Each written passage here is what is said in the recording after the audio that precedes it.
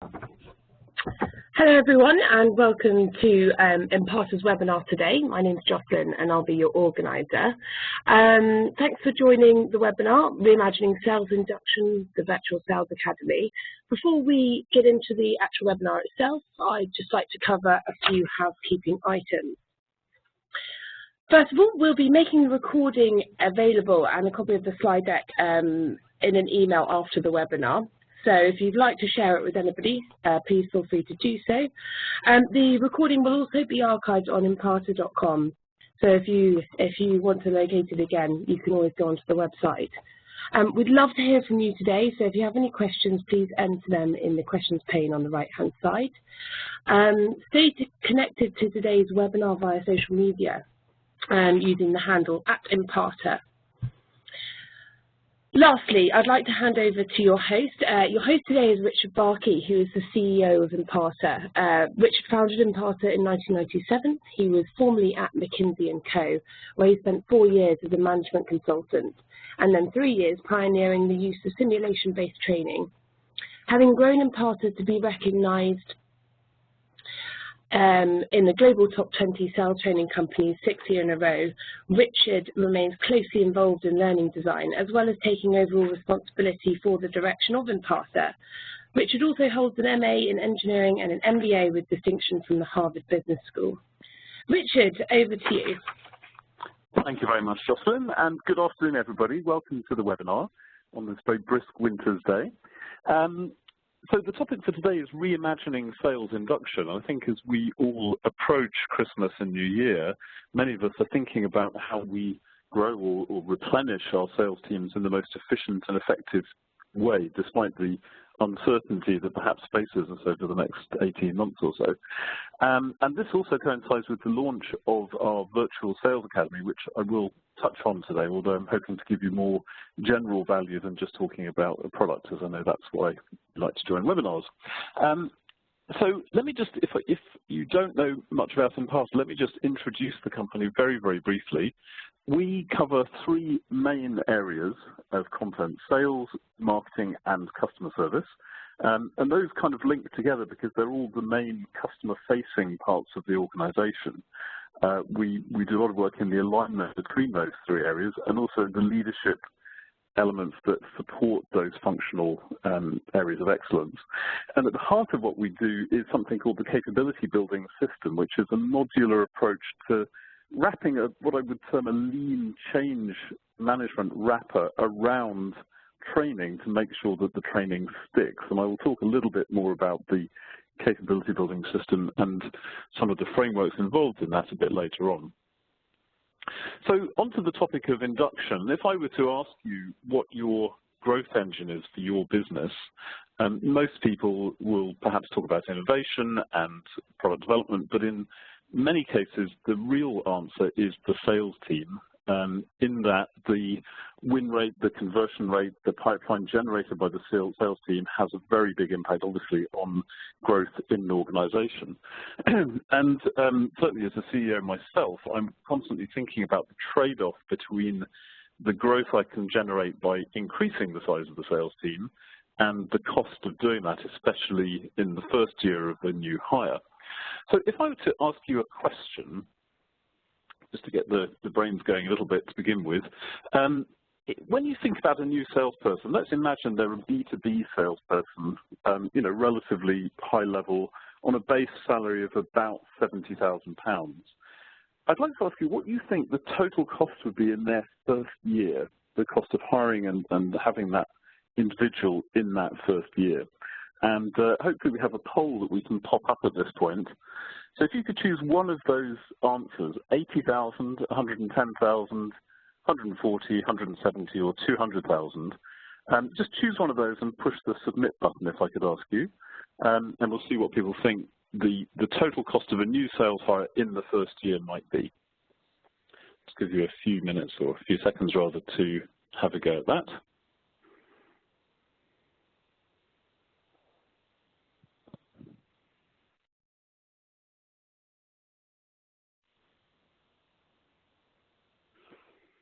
Okay, let's see if we can show the response to that poll, please. So generally, most people are going 110,000. Nobody's saying 80. A few, 29%, 140, 24%, 170, and just a couple at 200,000. So I think the obvious takeaway here is that, yes, it is more than the base salary. Here's a very rough calculation. Depending on recruiter fees, and if you're able to recruit salespeople online, you're doing better than we are, but generally one pays kind of 15 to 20% for a recruiter. There's the internal cost of recruiting and inducting a new salesperson. Occasionally, we're given, salespeople might need a guaranteed commission for the first 3 or 6 months to encourage them to switch over. And of course, not every sales hire works out. So it's useful to spread the cost of a failed hire across the other kind of hires to give a clear picture of how much it costs to get each successful hire. And then you have the recurring costs per year of salary, national insurance, travel and accommodation, the time of the manager and coaching them, and so on.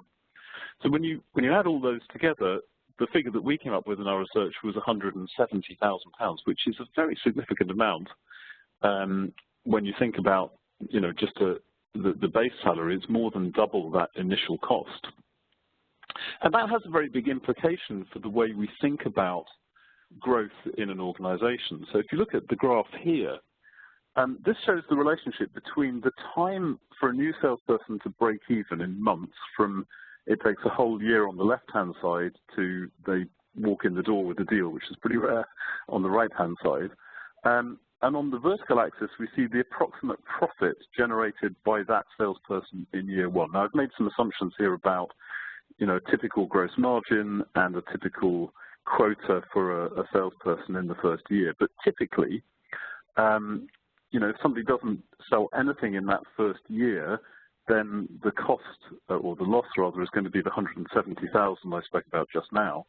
And if they are able to, walk in the door with a deal, then you might be making a contribution in that first year of, $250,000 or even more than that. But I think the interesting point here is, and it will vary somewhat by company and by the length of your sales cycle, that if you can get somebody's break-even down to below 8 months, typically somewhere between 6 to 8 months, then that individual can actually make a profit and do better than break-even in their first year. And what that means, and obviously it depends at what point in your financial year you actually make the hire, but assuming you hire everybody at the beginning of the financial year, just for that means that you can basically hire as many salespeople as you like because they're all net contributors in that first year and it doesn't hurt your P&L. So the time to break even has a dramatic effect on the profit and loss impact of the sales hire and therefore on the ability of a head of sales or a chief executive to pull that lever and kind of grow the business through growing the sales engine. Worth noting, of course, one also has to make sure that marketing and leads keep with growth in the sales force. So if that time to break even is so critical, then what are the factors that affect that time to break even, that revenue generation in the first year? A number of factors that we typically think about. The first is the quality of hire in the first place, and there are a number of interesting best practices around hiring salespeople. It's something that I wish I'd been much better at earlier on in Imparta's now 20-year history. These days we're pretty good at being able to pick and choose very good salespeople, and a lot of it comes down to multiple data points, so psychometrics and interviews, but primarily it comes down to watch the salesperson actually do what you're going to ask them to be doing. So role play or simulation-based practice to see how they really truly go about selling, not just how they describe themselves. But improving quality of hires is probably out of scope of induction and onboarding, but all the other factors are actually pretty much driven by the induction onboarding process. And those are the percentage of the year that the salesperson spends up to speed. So if you're spending the first 6 months in training people and helping them to get used to the products and services and so on, then obviously the amount of time they're going to have in front of customers actually selling is relatively limited. Equally, the number of leads they're able to generate, as I mentioned earlier, marketing can have a role in supplying leads, but good salespeople should also be able to self-generate. Average deal size is very much affected by the skill levels being shown by a salesperson and by their understanding of how to interrogate customer needs and bring insight to the table in order to initially, take what's initially a small opportunity and grow it into a much bigger one. And last but very much not least, the win rate. So their understanding of the competitive dynamics that your business is operating in and their ability to strategize around a pitch is again something that can be really improved through a good, strong induction process. So if that's the different factors that are driven by effective induction and onboarding, then I think it's worth kind of taking a look at what a really good induction process looks like. And one thing we found is that ideally you would actually start the induction before day one so that people hit the ground on day one running as much as possible. There may be some contractual limitations to your ability to do that, but those notwithstanding, if you can get people to go through an induction process before they join, that has a big impact. The second is creating a strong sense of teamship and belonging. So a good induction will kind of weave the team together and weave new members into the team in a way that helps productivity going forward. The third is to train people not just in how we sell, but also in the culture of the organization and how you get things done around here. So we a few years ago did a study of what drives salespeople who are outliers in terms of their ability to sell, and by outliers I mean where their actual performance against quota is much better than their observed skill level would suggest. And the thing that was the primary driver of that was actually their attitude and whether they had an internal locus of control, for those of you who know that framework. But the second most important thing was how well the manager helped them to understand how to get things done inside their own organization, to be the voice of the customer, if you like. So that training is critical in the induction. Then you have to train people in the sales methodology that you have, whichever one that may be. But not only that, to teach people the products and services that they're doing in the context of that sales methodology. So how you sell those products and services, not just they are and how they work. And then the final point about rapid and intense induction is that it really does need to involve managers to empower those managers to coach and to tailor the development plans of the people joining their team. If you get that right, the research shows that there's really a very significant impact that can be achieved. So Sales Management Association reckon, and we would echo this, that the ramp-up time can be reduced from 9 to roughly 5.5 months. And that is enough to take people out of the kind of loss-making part of the graph I showed you earlier into the net contribution positive in the first year part, which is a big impact, as I said. They also believe that a good, consistent, well-structured induction can lead to sales growth rates of 10% greater than they would have been otherwise. And the Society for Human Resource Management did a study where they believed that new hires are 69% more likely to remain at the company for up to 3 years. So if you have a strong induction, not only does it drive your immediate sales performance, but it also tends to ring fence those performers so they don't leave and you don't have to hire somebody else and start again. So that itself has a very positive impact on the P&L. So that's kind of some of the rationale behind thinking about a strong induction process and some of the benefits of getting it right. I'm just going to ask another question now, which is, when you think about your own sales induction processes, what kinds of challenges do you have in your organization, or perhaps have you recently overcome? So if we can show the second poll, please.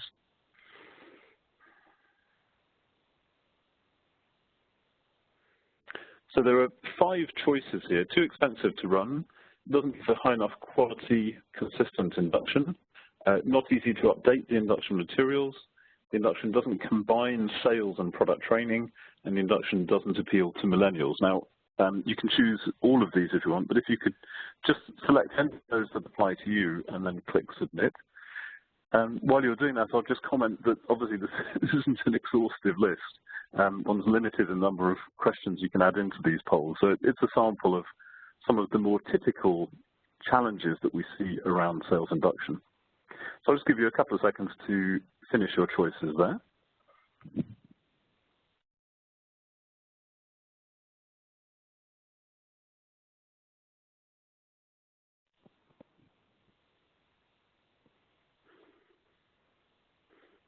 Okay, let's see if we can see the results from that poll.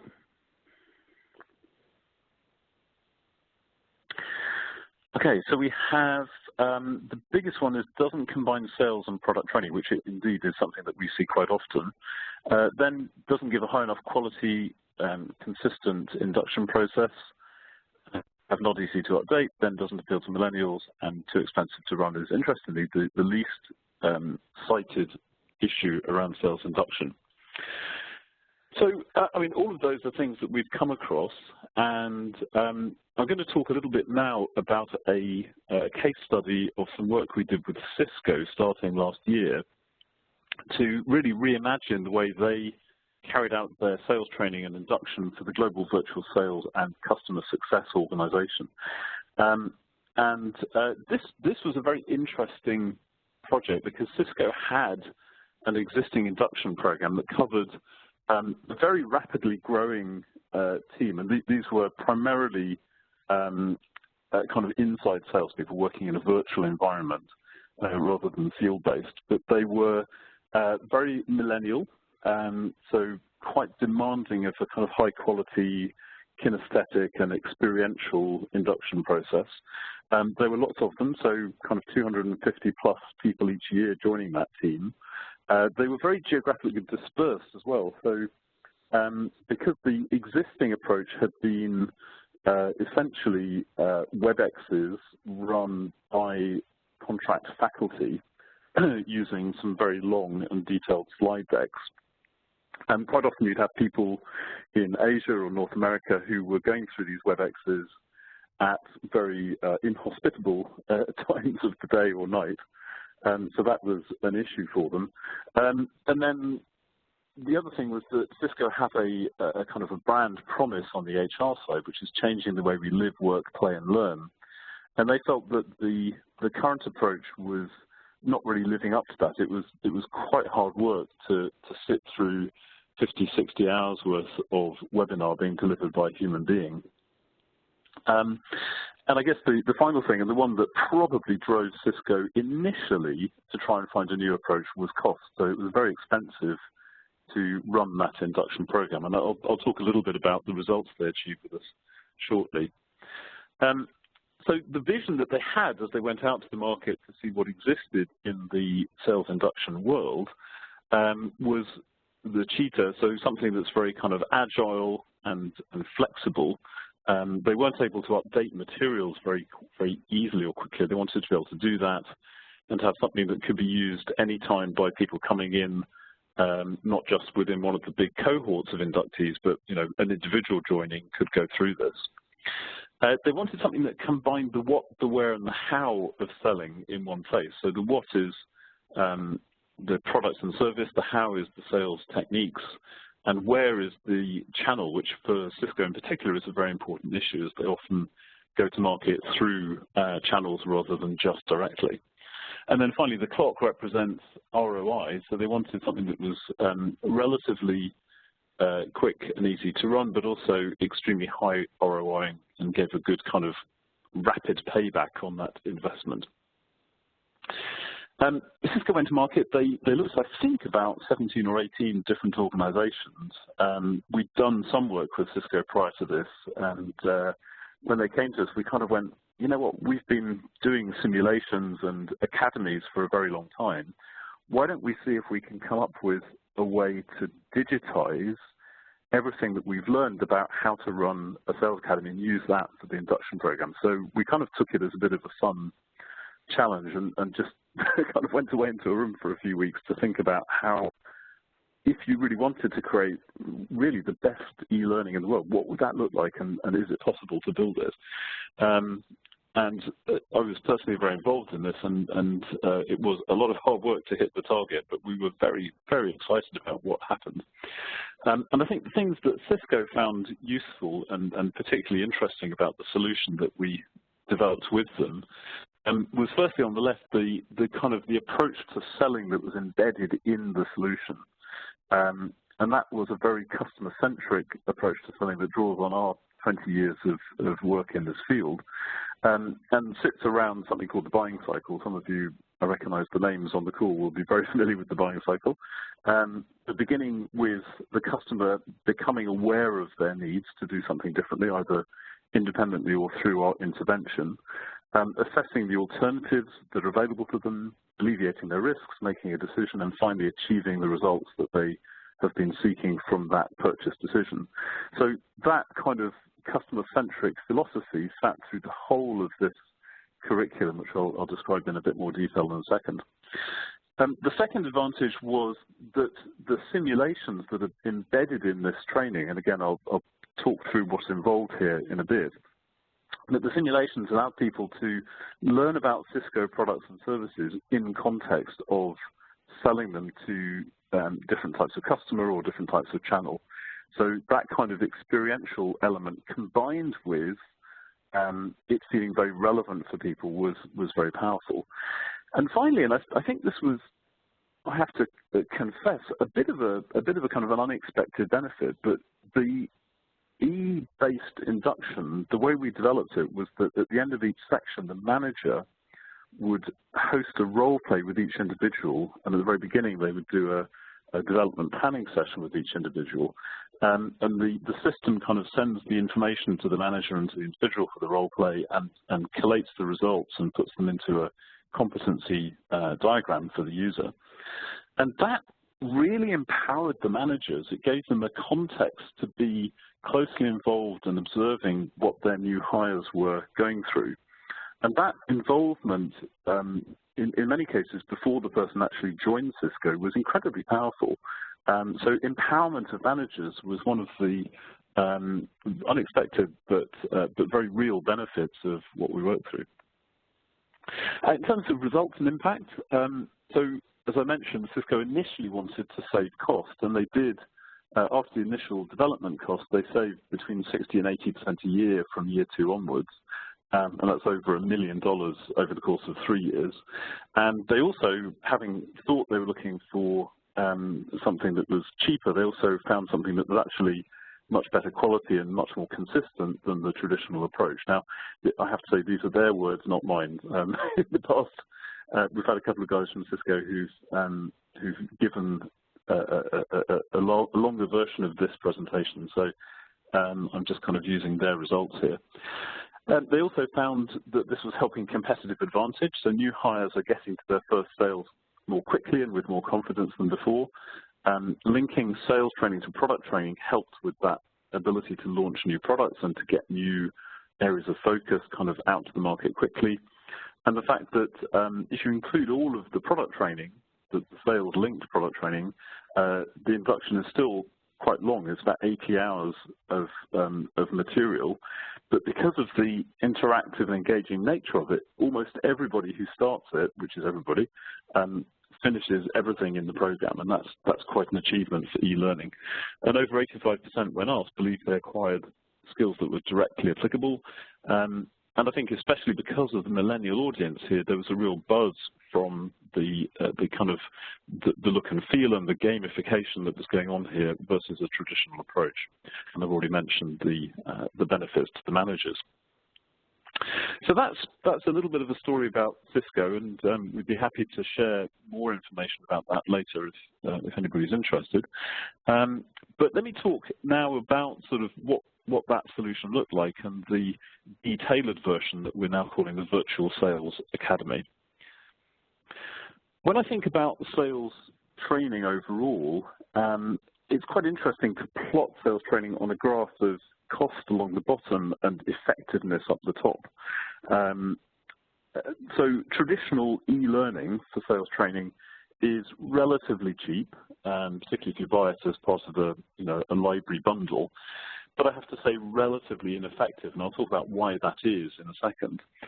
Face-to-face training is obviously a lot more expensive. You have people to train, people to pay, the faculty.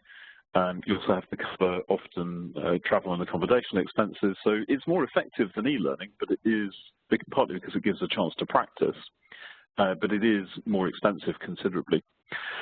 For a small increment of cost over face-to-face training, you can run what some people call a sales effectiveness program. We tend to call them sales academies.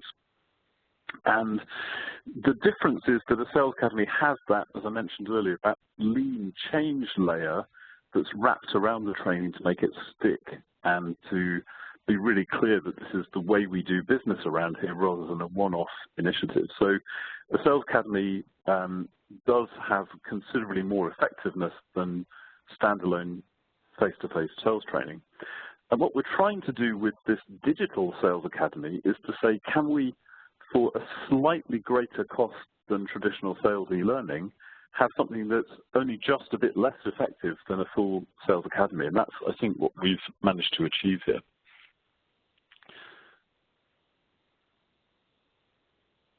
So I mentioned that traditional e-learning isn't terribly effective at building skill in particular, and let me just explain a bit why I believe that is.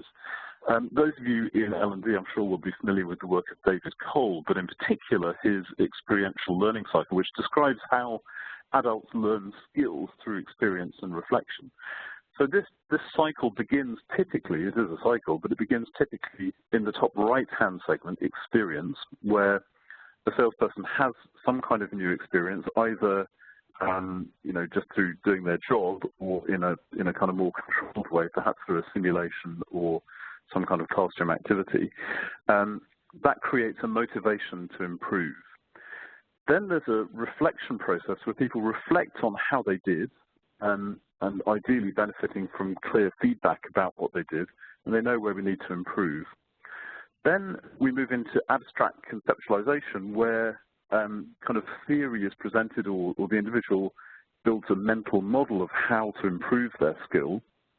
And finally, there's an experimentation phase where we put those theories and our reflection into practice, and that kind of folds around into experience, and we go around the loop perhaps many times to refine our skills over time. So a very simple example of that is, let's say my experience is I put my finger into a candle flame and it's hot. I reflect on that, and I'm reflecting, is it the light? Is it the fact that it's a candle that makes it hurt? And if I move my finger through quickly, will it perhaps hurt less? The abstract conceptualization, I'm kind of building my model of why that might be. An experimentation, I might be kind of flicking my finger through the candle flame just to practice being able to do that without burning myself. Very simple example just to illustrate how that cycle works.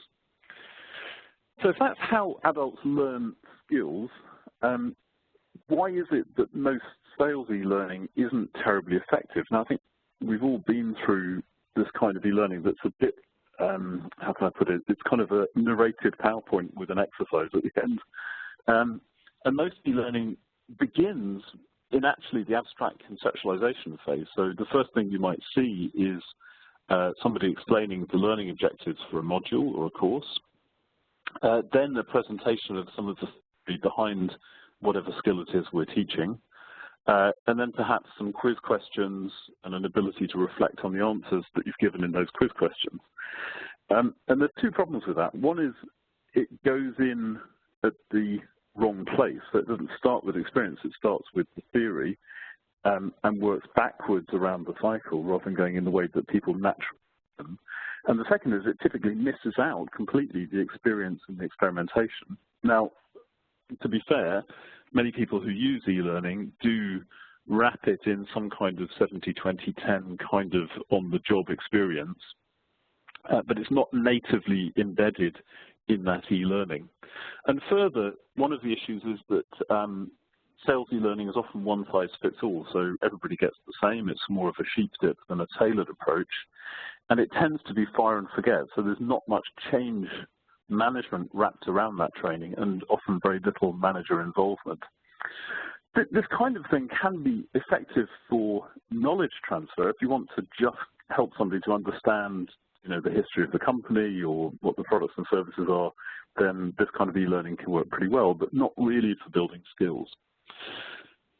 So how do we fix this? And I think in Imparta we've been doing simulations for some 20 years now almost. And simulations in a computerized form are indeed a great way to create experiential learning. So, the kind of simulation where you have a rendered character on the screen, they're talking to you, and you're choosing dialogue choices and overall topics to cover and various other things that you can choose. So you're actually kind of practicing a particular skill and then getting feedback on it. And that really is at the heart of the Virtual Sales Academy. As I say, we've been doing sims for a long time, and I think some of our early simulations, while they were pretty amazing, they were too big and they were too chunky to really allow people to pick out a particular skill and practice it, whereas what we're using now is what we would call a micro simulation, which is kind of 5 to 15 minutes of skill practice in a particular area.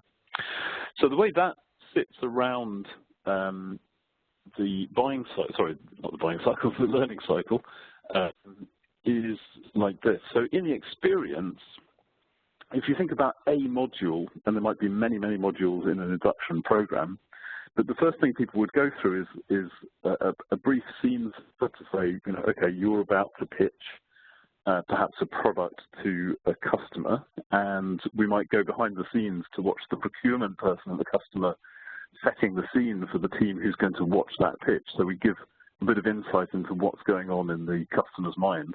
And then we put people into a simulation without any theory at all initially, where they just see how they do based on their current experience and ability and gut feel.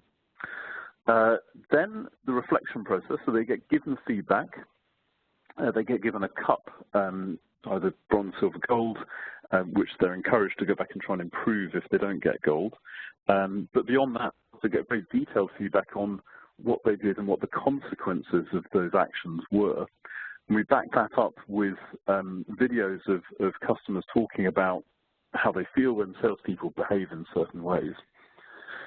Then we move into the abstract conceptualization bit, and that's the more traditional kind of e-learning piece, I suppose. That's where we present theory with animations and interactive exercises to consolidate understanding.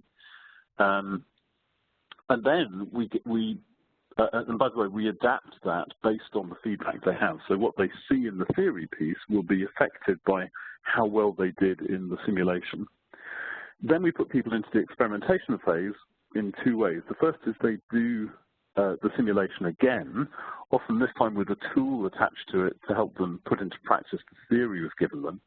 And also they're given role plays and tools and on-the-job activities that they work on in the field and report back into the manager with, and the system curates that exposure of the manager to what the individual is doing in the field. So it's basically taking something that, these days is more and more common, the simulation approach, and kind of interleaving it with other types of e-learning to create something that really does follow through the Kolb cycle. And that's, although that's kind of theoretically the right way to do it, what I've been thrilled about is just how much impact that's had, and the fact that, it really does work with people when they're learning new skills. What you see there is a module, and it sits within a journey that can be tailored, obviously, from organization to organization, but this is the Cisco journey. So it began with what they called an engage session, which was kind of welcome videos from the head of the division and kind of some company material and so on.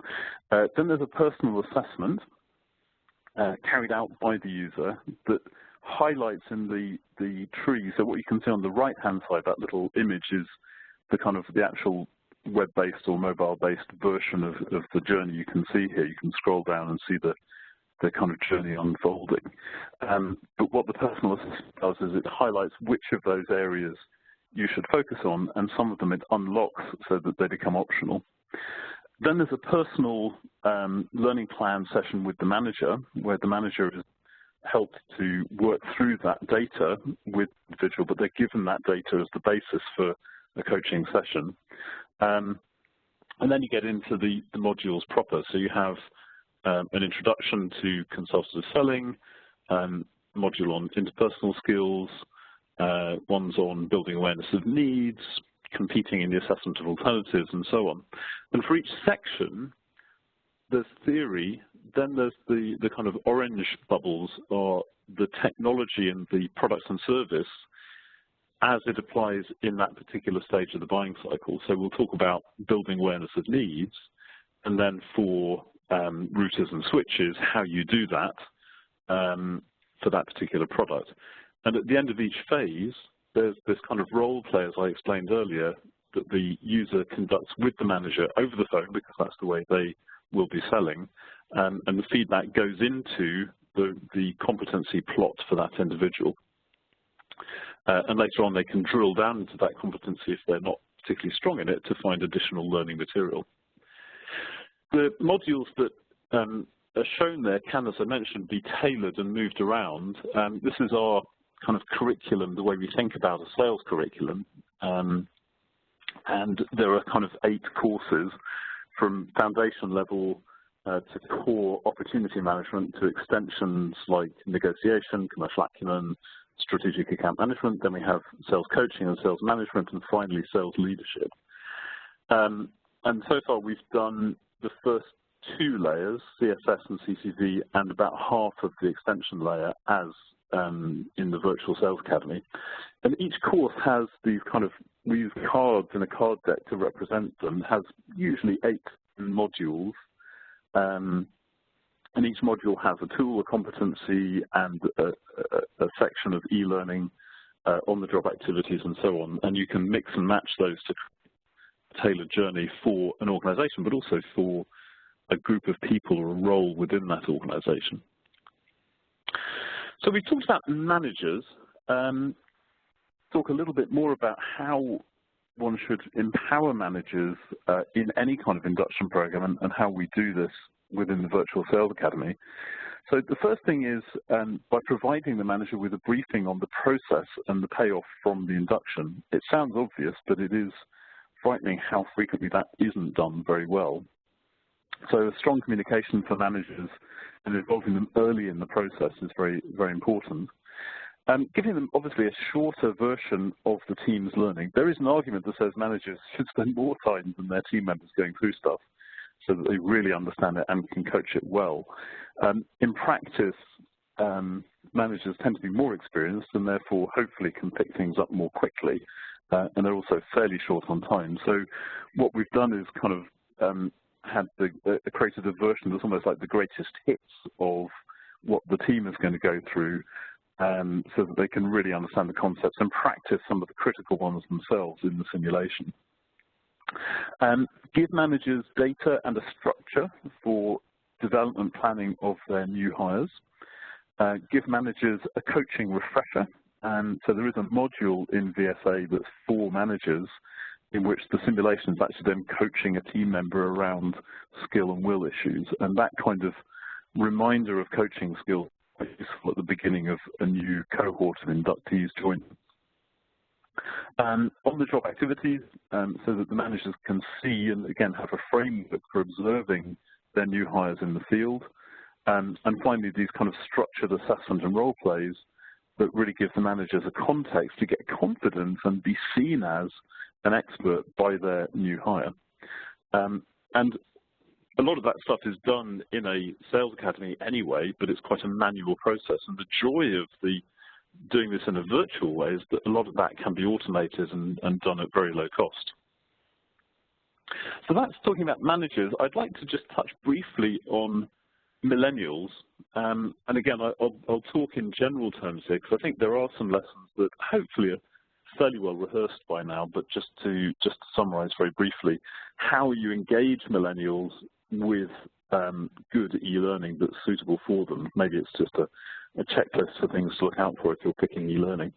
So the first thing is that millennials are very visual, so not just using words, but diagrams and tools, and critically making the visuals not just window dressing, but kind of adding to the understanding of the message.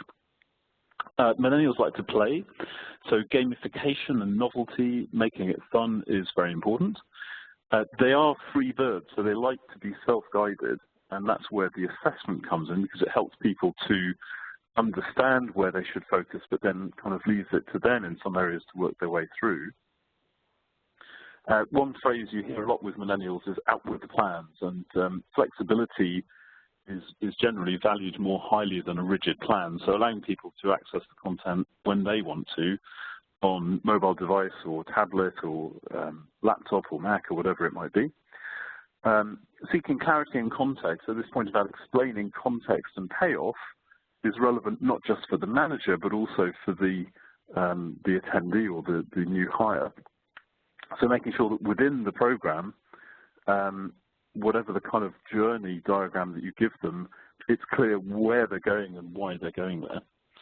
And finally, generation coach. So millennials are avid consumers of coaching, and the more opportunities you can give them, again, on their terms, not yours, generally. So virtual coaching in the simulations, real coaching and managers are key. And the one place where we kind of force that to happen, again, is around the role plays at the end of each section. One last thing just to say about the way that the VSA works, and then I will wrap up quickly and take some questions from the group, if I may. And that is this. So I think when we think about e-learning, we tend to think about courses, but there are actually multiple ways of accessing the same content in different use cases. But the better we are at kind of being aware of those and creating platforms that that suit that, I think the more useful our e-learning will be. So when I think about people using content, you've got the module in the center. There might be additional content from us or from the client around the outside, along with socially generated content created by the users themselves. The first way into that is a course, so it might be training for all account managers or training for new hires.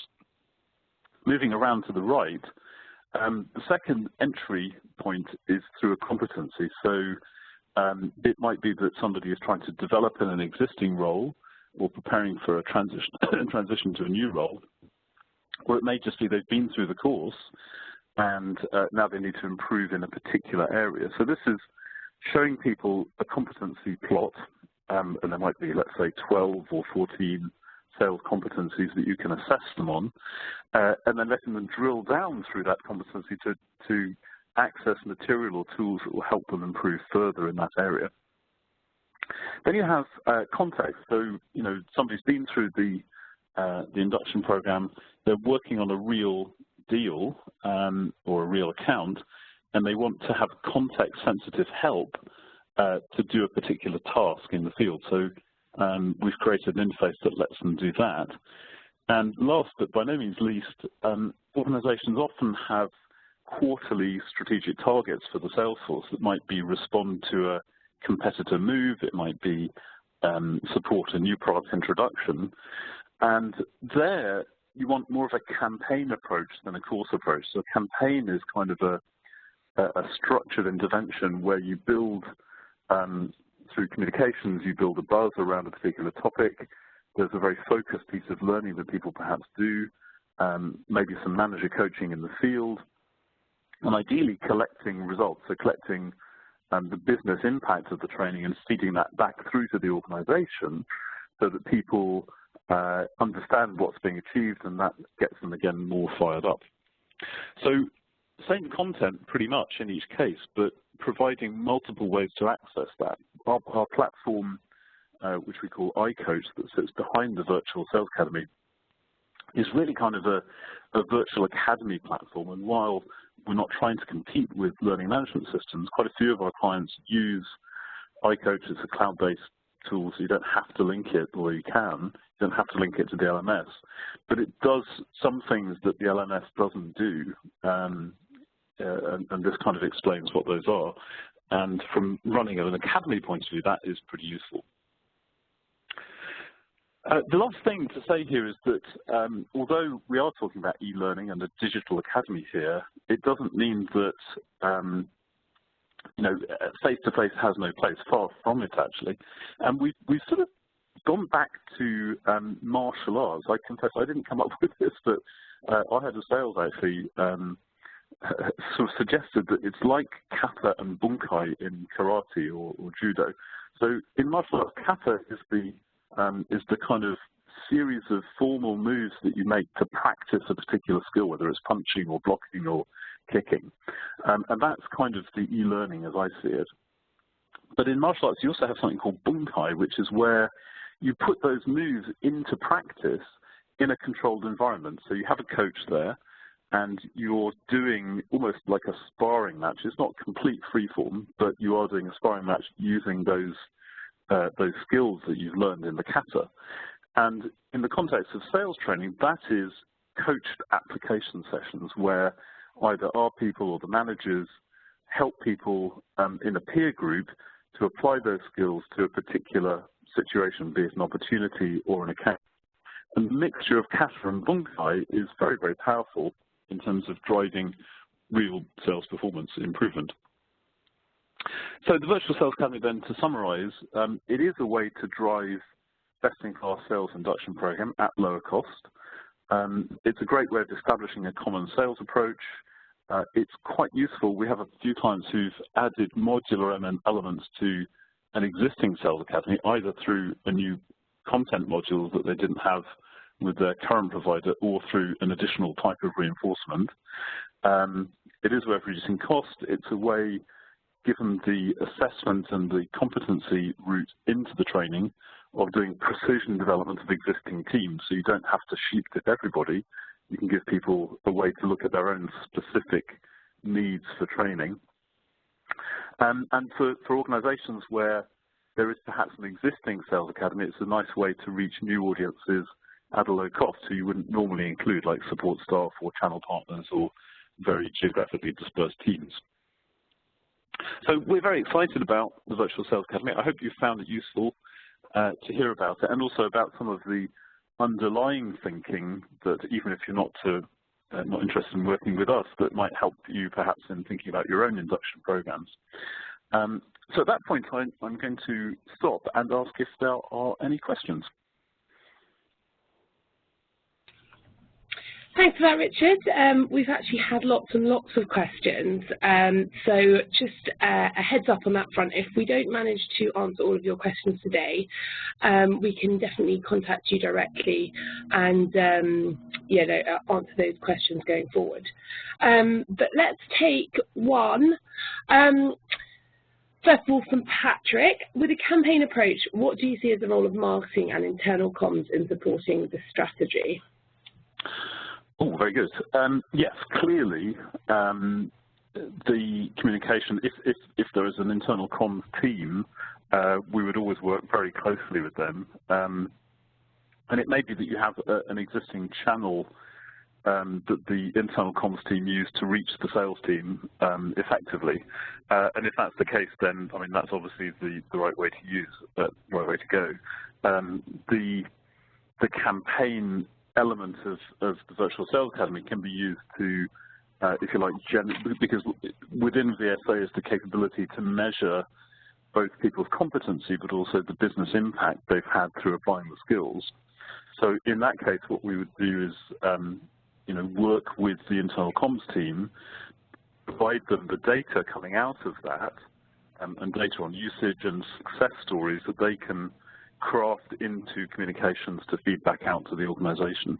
But it's really all about creating kind of carrot and stick, I guess. You explain the need for the initiative, and that's the stick, and then the carrot is, and look what happens when people apply this skill properly. Their commission goes up, basically.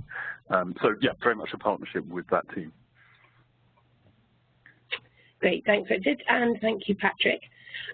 Scott asks, will the more experienced new hires get value from going through the academy, or is it really for the more junior sales inductees?